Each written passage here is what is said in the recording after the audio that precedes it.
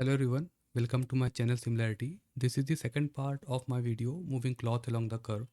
So basically in the first part we saw that we used pop curve axis force to move a cloth along the curve, but that method has some flaws like the cloth is kind of twisting and turning onto itself, and also it's very hard to control the curve, sorry, to control the cloth.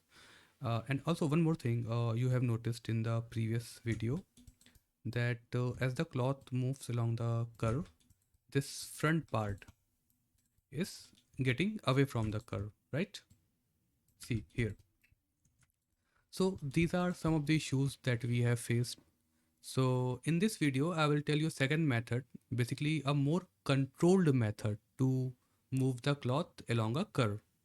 And the basic idea behind this method is basically we will pin some parts of the cloth and also use some features in the part deform node to control our cloth a bit. Okay, so let's just see this in action.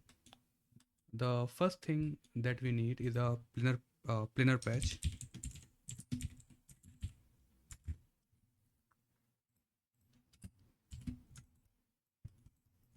Let me change its direction to ZX plane.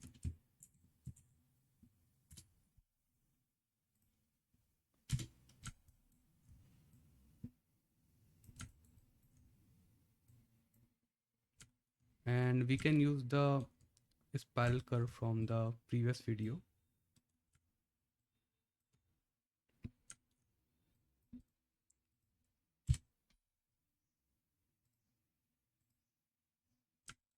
Okay, so this is our planar patch and this is our spiral curve.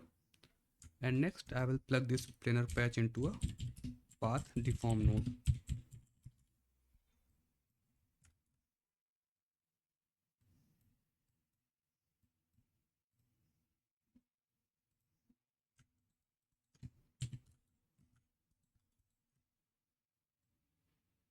Okay, and now I will create some animation here. So first let me keyframe this, and yeah, I think this will work. Okay, so if I hit play, you can see that our patch is moving along the curve. Okay,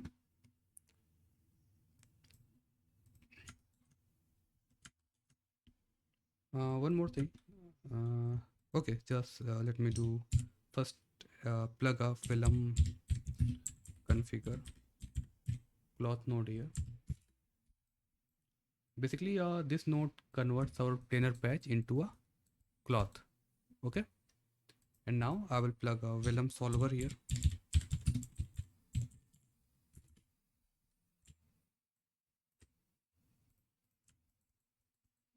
Also we need to turn off the gravity because we don't need gravity in this case. Now if I hit play, you see nothing happens because right now we haven't given any kind of initial velocity to the cloth, or also the animation that we are getting from this part deform is not going inside the Vellum solver because Vellum solver only accept what happens in the first frame, nothing after that. Okay, that's why no animation is getting inside the solver. So so the first thing that we need to do is create a group of points that we want to pin. Okay, so we'll create a group node here.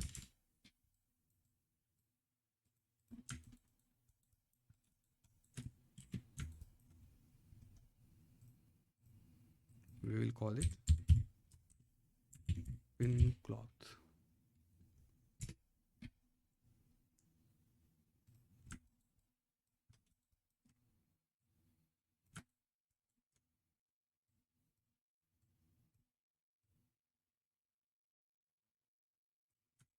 Yeah, I think this will work.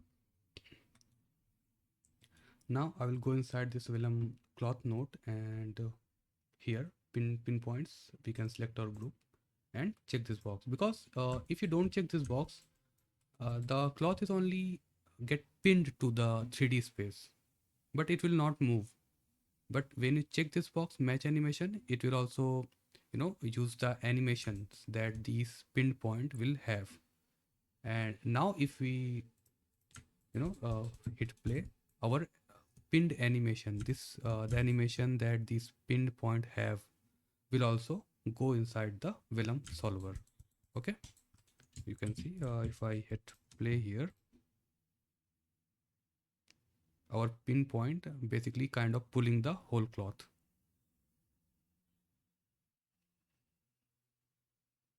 So you can see one of the issue that we have initially, this front part of our cloth is now following the curve like it should have. Now it's not getting away from the curve, but we have different kind of problem right now. Well, now our whole cloth, except this front part, is getting away from the curve. So to tackle this issue, basically we will use a pop drag node here. Sorry. Basically, this node creates a resistance in the cloth movement, or you can say that it basically dampens the energy of the movement or the cloth. Okay, and now if I hit play, our cloth will stick more to the curve. Yeah,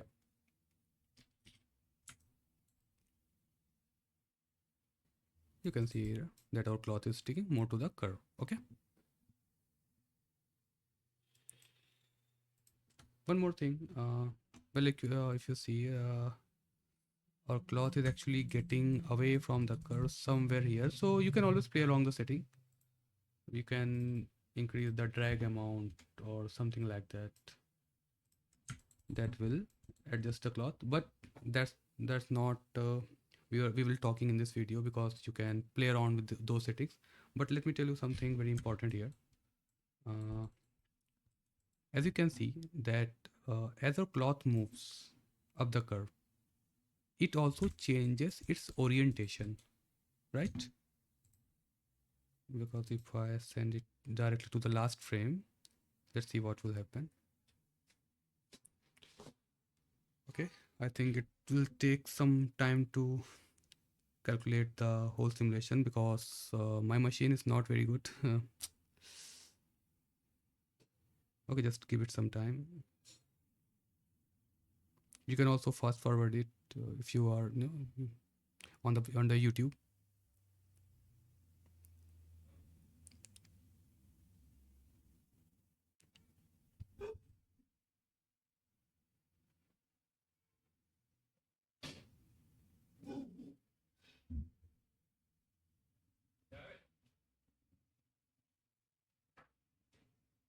Yeah, it's done.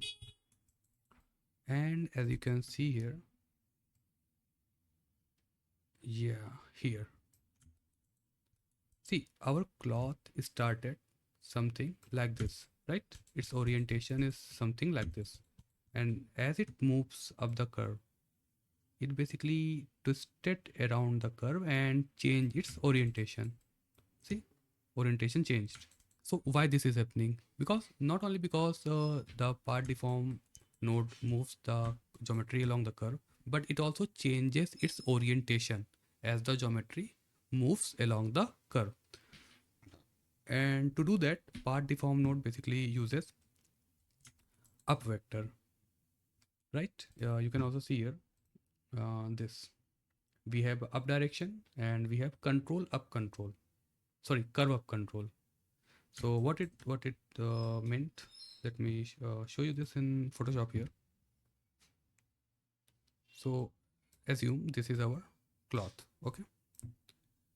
So this is the up direction of the cloth here. Up direction y axis, no, of the geometry that we are moving along the curve. And this is our curve, right? And part deform node basically matches this up direction of the geometry to the uh, curve up axis, and the curve up axis right now is perpendicular to the tangents of the curve. So if we have a tangent here like this, so the up axis of the curve will be tangents. See, something like this. So these axes are also, kind of twisting as as the curve goes up. Let me draw it here. If you're somewhere here, then curve axis will be something. Curve up axis will be something like this. So this curve axis is also kind of twisting. You can see here. This is here. Then as it moves, something like this is happening. Well, if you can imagine, right? And that's why the part deform node, kind of twisting our geometry as it moves up along the curve, because it matches the up direction, up vector of the geometry to the curve up axis, right? See here, curve up control, up direction. This is the up direction of the geometry, and this is the up direction of the curve. And our part deform node basically matches them for the orientation of the geometry, right? Also, we have this forward axis also. Basically, this is the direction from which our geometry enters the curve. So if we can see here, see, okay. So here, see, forward axis, z direction. So right now our z direction is this one. You can see here, this is our z direction. So from this direction, our curve will, our geometry will enter the curve. If I set it to some other axis like x-axis, so our this geometry will enter from here onto this curve. Okay. So now if I go to the part deform node and check this box, make curve up vector constant. So now the up vector that we have initially on the curve, which is kind of, which is actually perpendicular to the tangent and also kind of twisting along the curve, now it becomes constant. So right now it will basically point in just in this constant y direction all the way to the curve. Okay. Now it won't change its direction. It won't be perpendicular to the tangent, and it remains constant. So now if I hit play right now, you will notice now our curve will not uh, change its orientation. Okay. Yeah, you can see it. It's not changing its orientation, right? See, also there are many things you can do here. You can always add some pop wind here, to give it some noise to make it look better. Also, you can change the bend stiffness. You can make it lower so that your cloth will get more clear.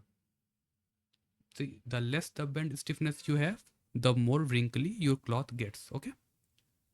You can always change the sub step count to 4, to make the iterations more number of times, and the more iteration you have, the more calculation Houdini does for all the settings that you have done, like the bend stiffness and everything, and the better effect you will get. Okay. So actually I have already cached this whole setup already, so you can see this in action here.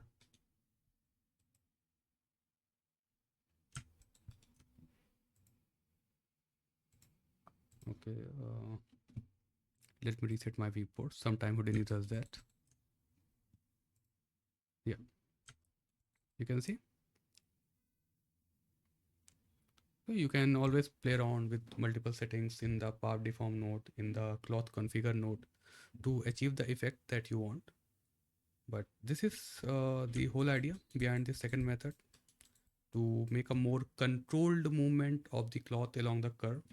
Well, you can use both the method that I have taught in the, the first method that I've taught in the previous video and this one. Depend on the project that you're using. Sometime I find the first method to be better approach, because if I have to do something in very short deadline, and I'm not looking from a very close up, I don't have very close up shot. I have to look it from very far away. So I use the first method.